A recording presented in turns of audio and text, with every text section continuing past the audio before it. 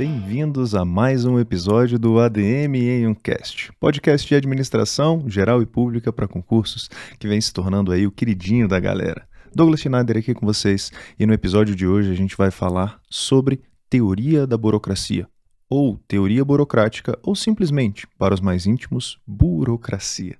A burocracia é vista também como um modelo de administração pública. Lembre-se, o que a gente está vendo aqui é a administração geral, a teoria da burocracia aplicada à gestão das empresas. Tá legal? Por isso a gente vai falar de timelines diferentes, a gente vai falar de tempos diferentes de aplicabilidade. Legal? Bom, quem é o expoente dessa teoria da burocracia? Max Weber. As características que você estudar em administração pública serão as mesmas que você verá aqui em administração geral. A única diferença é a aplicabilidade dessas características para as organizações e as consequências das características da burocracia para organizações do setor público e para organizações do setor privado. Tranquilo? A gente vai falar aqui e desmistificar a burocracia, porque hoje a gente fala sobre burocracia e pensa em coisas negativas. E pensa, na verdade, nas disfunções que foram ocasionadas pelo excesso de aplicabilidade das características que eram boas da burocracia. Max Weber é um jurista, economista e sociólogo alemão que estudou muito. Ele falava demais sobre formas de se relacionar, em especial em organizações. Tá? Isso no início de 1900. Então, a linha do tempo de Weber ela é compatível com Taylor e também com Fayol. Mas a burocracia, como teoria administrativa, ela foi aplicada às organizações. Alguns autores falam 1927, outros autores 1940. A gente não vai se ater à data que isso foi aplicado, mas sim às características em si do sistema burocrático, do tipo, do modelo ideal de burocracia. Antes de começar a falar sobre essas características, eu quero passar para vocês quais são os tipos de poder que existem e, a partir da existência desses poderes, de qual desses três tipos de poderes a burocracia vai lançar mão para conseguir exercer influência nas pessoas que estão dentro da organização, na própria organização como um todo. Legal? Bom, existem três poderes diferentes. O primeiro tipo de poder é o poder tradicional. É aquele que vem dos costumes e das tradições. Esse poder tradicional, ele é aceito pelo povo. O soberano, ele é a entidade máxima daquele estado, daquele país. Ou seja, quando ele exerce o seu poder para ocorrer a legitimação desse poder, ele precisa ser aceito pelas pessoas. E como é que essa aceitação ocorre com o poder tradicional? São tradições. As coisas são assim porque simplesmente são. Monarquias têm muito do poder tradicional. O outro tipo de poder é o poder carismático, que a pessoa exerce sobre outras. O carisma, aquilo que leva à legitimidade. A legitimidade ela vai ocorrer com a aceitação do poder. E a aceitação, para aqueles que detêm o poder carismático, ela é conseguida a partir do convencimento, do poder extraordinário dessa pessoa. Carisma. Tá? E o terceiro tipo de poder, segundo Max Weber, um grande estudioso também dessas características, desses conceitos, tanto sociopolíticos e sociais, é o poder racional legal. O poder racional legal, ele é baseado na racionalidade e nas normas. As pessoas obedecem às normas, às regras, e elas obedecem porque consideram legítimo aquele poder. Junto com a sua aceitação, existe uma racionalidade da aceitação dessas regras. Ou seja, as pessoas olham para as normas, acreditam que elas funcionem e acabam respeitando essas normas, diferente dos outros tipos de poderes, que são o tradicional e o carismático. Beleza? A burocracia ela se baseia no poder racional legal. A partir dessa premissa, a gente começa a estudar as características da burocracia. Quais sejam? Ela foi idealizada por Max Weber. Disso a gente já sabe. Sociólogo, jurista, economista alemão. Principais características da burocracia. Ela é um modelo de relação social dentro das organizações que se baseia na racionalidade e na legalidade, no poder racional legal. A adequação dos meios que serão utilizados aos fins da organização. Eficiência no alcance de resultados é um dos seus objetivos. Lembre-se, quando isso foi idealizado, pensado lá no início de 1900, as organizações estavam crescendo de maneira desordenada, desorganizada. Então, Max Weber pensou em um sistema que pudesse fazer com que a organização tivesse o mínimo de formalidade, que ela tivesse o mínimo de entendimento, previsibilidade. Por isso que eu vou falar para vocês, e isso vocês têm que gravar, a burocracia é coisa boa. O que é ruim da burocracia são as disfunções, que a gente vai ver já já. Legal? Outras características. A legalidade. A administração precisa ser apoiada em normas e regulamentos que estabelecem os meios necessários para atingir determinados fins. Ou seja, a teoria da burocracia ela não está de olho no resultado. Ela está de olho nos meios que serão utilizados para se chegar aos resultados. Isso é uma coisa importante para você ter em mente. Outra coisa, padronização e previsibilidade. Um modelo racional legal, ele exige esse certo nível de previsibilidade da organização. Imaginem só, no início de 1900, com o crescimento desordenado, as pessoas não sabiam o que esperar das organizações, tanto das empresas quanto do governo.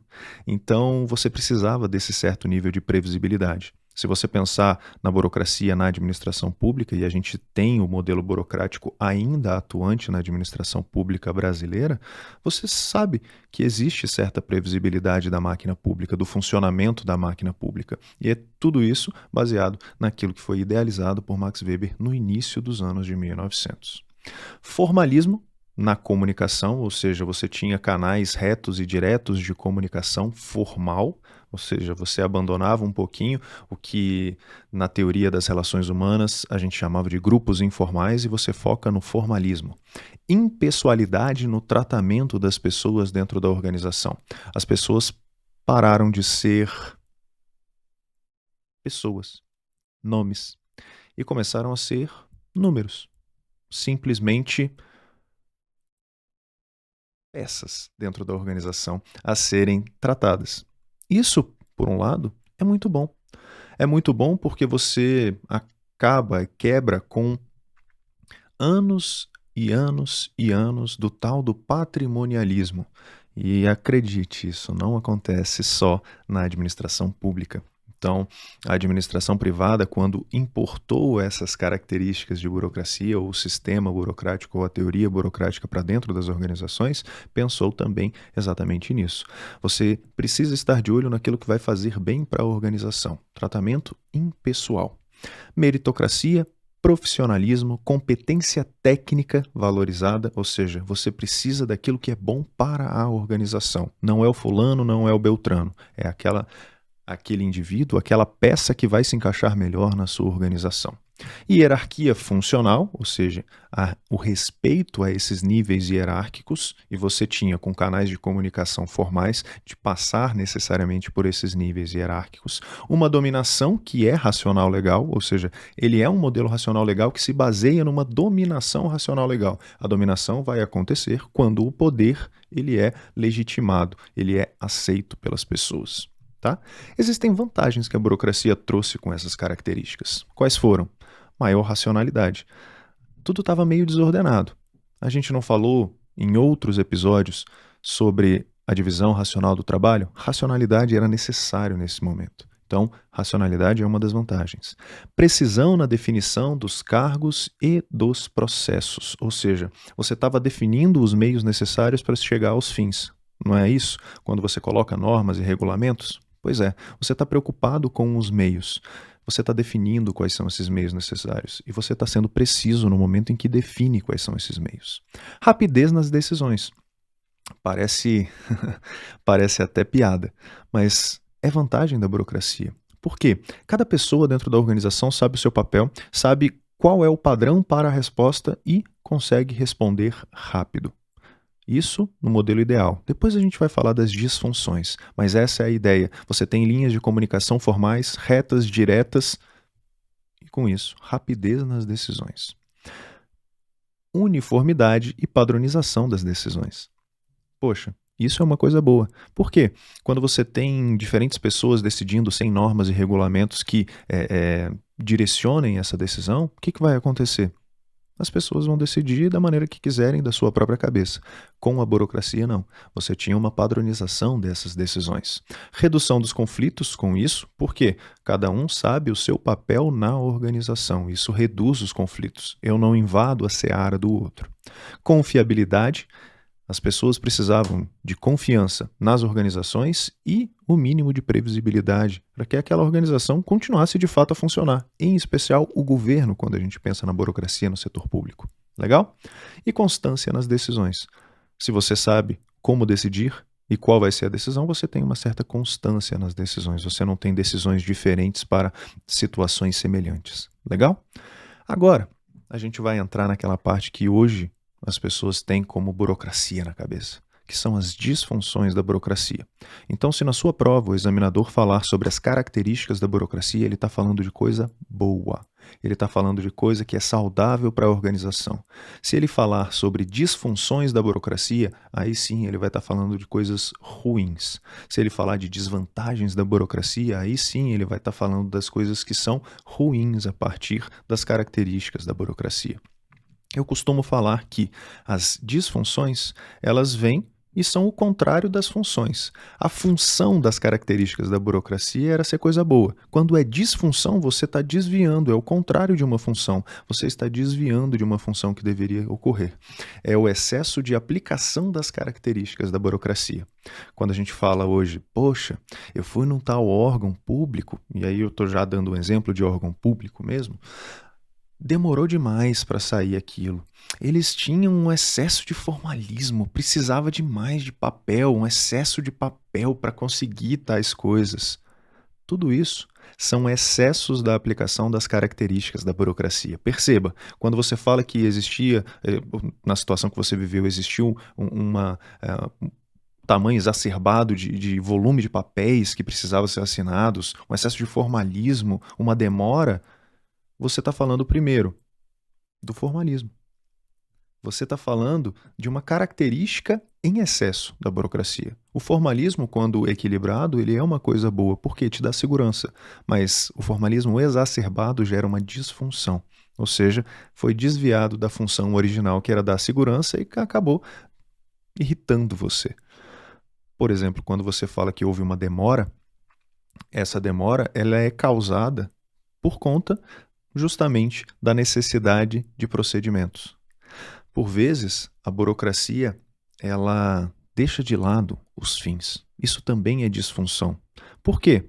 Logicamente, eu estabeleço meios para chegar a determinados fins, mas a grande preocupação da burocracia, e aí é um outro excesso de aplicação, é a preocupação exagerada com os meios.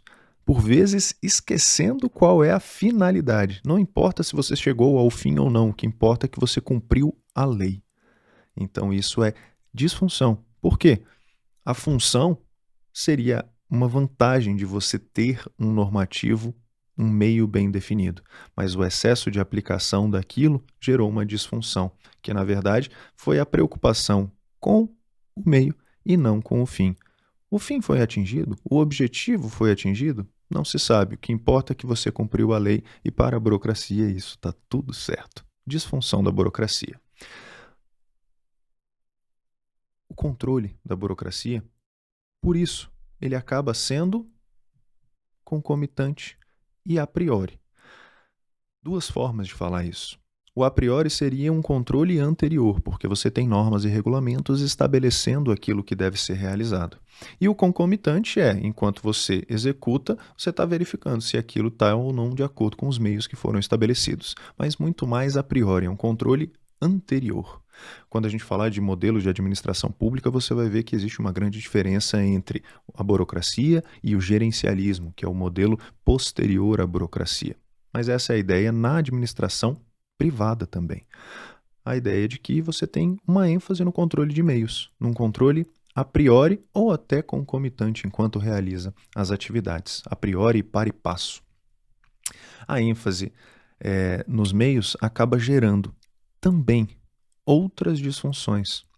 Por quê? Se você não está preocupado com o resultado, você não está atendendo a demandas. E se você não está atendendo a demandas, você acaba gerando prejuízo para a organização.